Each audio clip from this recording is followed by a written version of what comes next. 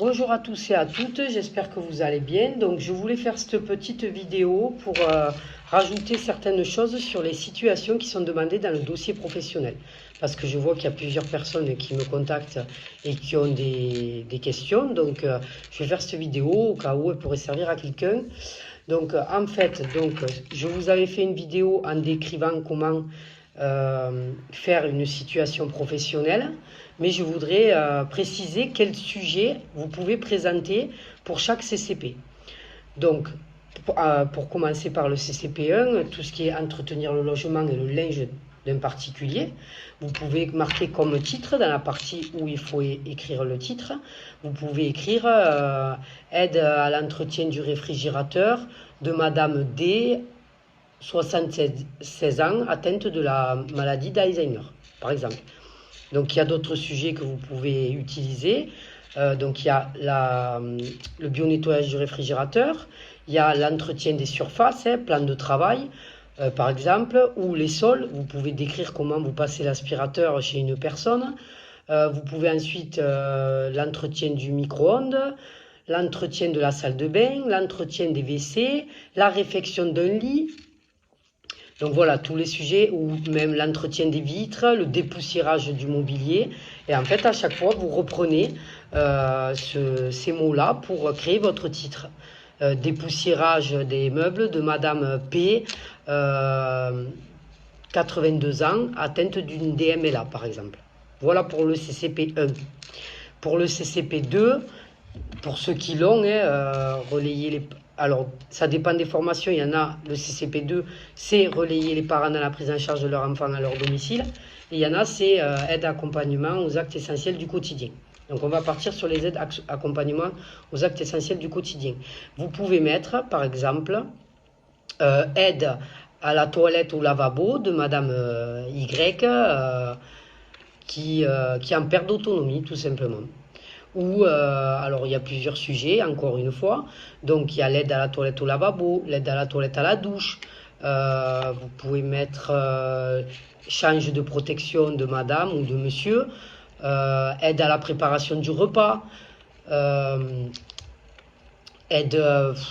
Alors il y a quoi d'autre comme aide à la donc les toilettes et tout ça, à la préparation du repas, aide aux sorties extérieures aussi. Ou activité avec madame, et vous expliquez une activité que vous avez fait avec elle. Tout ça, ça concerne les actes essentiels du quotidien. Ensuite, pour le CCP3, donc là, on va dire relayer les parents dans la prise en charge de leur enfant à leur domicile. Vous pouvez mettre comment vous faites. Alors, change de mari, 6 mois, ou bain de mari, ou soin du visage, ou activité aussi, préparation du biberon, euh, comment vous donner un biberon également, ou sortie au parc, voilà, vous expliquez comment vous vous occupez de l'enfant quand vous allez au parc.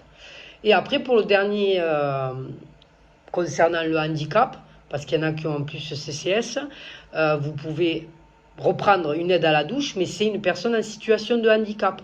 Donc il y a des points un peu plus importants à préciser, mais vous pouvez reprendre une aide à la douche, une préparation au repas. C'est juste que vous expliquez que c'est une personne en situation de handicap et de ce fait, qu'est-ce qu'il faut faire en plus pour cette personne. Voilà.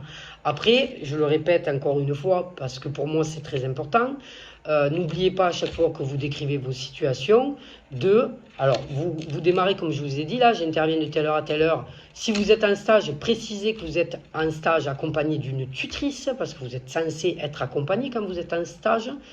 Et donc vous arrivez comme d'habitude, lavage des mains, tenue pro, cahier de liaison. Mais n'oubliez pas, en décrivant votre situation, ayez le réflexe, quand vous écrivez, de parler de l'ergonomie, d'accord?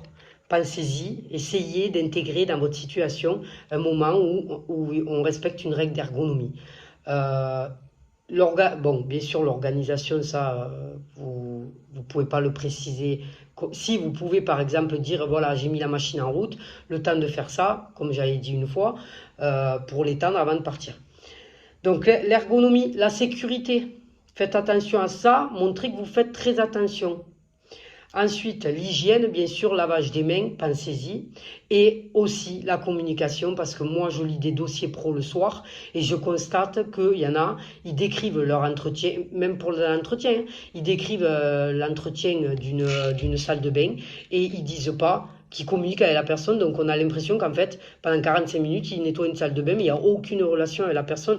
Et ça, faites attention. Je ne sais pas, dans la situation, dites, je vais voir madame, elle est restée, elle n'a pas voulu venir dans la même pièce. Je vais voir madame Intel, qui est devant la télé, pour lui demander si elle a besoin de rien. Si elle a besoin de quelque chose, bien entendu, je viens toucher des produits d'entretien, donc je me lave les mains et je lui donne ce qu'elle a besoin. Mais si elle me dit qu'elle n'a pas besoin, du coup, je retourne continuer l'entretien de la salle de bain.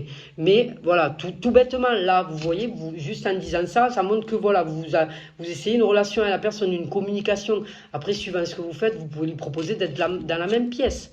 Mais voilà, ces 4 points-là, il faut vraiment faire attention à ça. Je voulais insister là-dessus. J'espère qu'avec les 3 vidéos, donc la vidéo sur le dossier professionnel, la vidéo sur comment décrire une situation professionnelle et cette vidéo-là, vous arriverez à créer votre situation. Mais pensez à tous ces petits détails, d'accord? Et je le répète, cahier des ongles, tenue pro, lavage des mains, pensez-y en début et en fin parce qu'il y en a beaucoup qui ne le mettent pas. Et ça, faut vraiment faire attention. Voilà, je pense vous avoir tout dit. N'hésitez pas, comme je vous ai dit, à venir sur mon groupe Titre professionnel ADVF sur Facebook où là, vous trouverez des fichiers qui peuvent vous intéresser. Et puis, il y a des formateurs, des formatrices et des ADVF en poste ou en formation qui sont présentes et quand vous posez une question, peuvent vous renseigner. C'est bien, apprendre.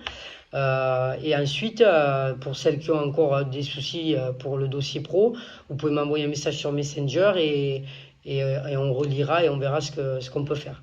Voilà, donc du coup, j'espère que cette vidéo vous servira et je vous souhaite à tous une bonne journée.